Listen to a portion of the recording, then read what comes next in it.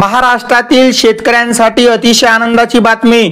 शेतकरी मित्रांनो, शेतकऱ्यांना 90 कोटींचा पीक विमा मंजूर झालेला आहे। म्हणजे दिवाळी गिफ्ट असणार आहे। शेतकरी मित्रांनो, व्हिडिओ काय आहे ते बघूया।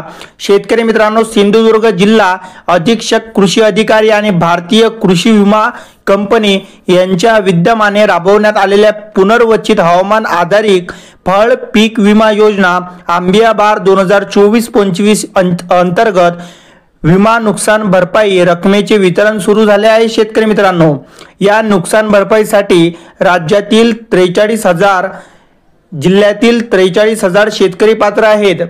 त्यासाठी 90 कोटी रुपयांची तरतूद करण्यात आलेली आहे। शेतकरी मित्रांनो, गुरुवारी जिल्हा अधिकारी कार्यालयात 15 शेतकऱ्यांना प्रातिनिधिक स्वरूपात अति जिल्हा अधिकारी शुभांगी साठे यांच्या हस्ते धनादेशाचे वाटप करण्यात आले।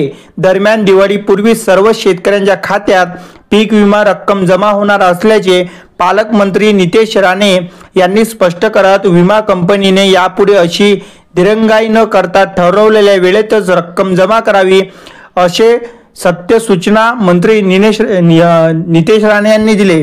सिंधुदुर्ग येथे परिषद सभागृहात पीक विमा रक्कम वितरण कार्यक्रम झाला।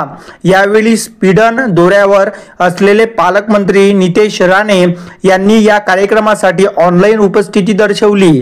जिल्हाधिकारी शुभांगी साठे, जिल्हा कृषी अधीक्षक भाग्यश्री नाईक नवरे, भारतीय कृषी विमा कंपनीचे डेप्युटी मॅनेजर श्री प्रभाकर श्री कुंभारे व अन्य अधिकारी तसेच शेतकरी उपस्थित होते। शेतकरी मित्रांनो, आता बघूया 90 कोटींची नुकसान भरपाई कोणाला। पालकमंत्री राणे म्हणाले, जिल्ह्याच्या इतिहासात प्रथमच 43,000 शेतकऱ्यांना पीक विमा रकमेपोटी 90 कोटी रुपये वितरित केले जाणार आहेत। यासाठी जिल्हा कृषी अधीक्षक आणि राज्य कृषी मंत्री व अन्य नेत्यांनीही सहकार्य केले।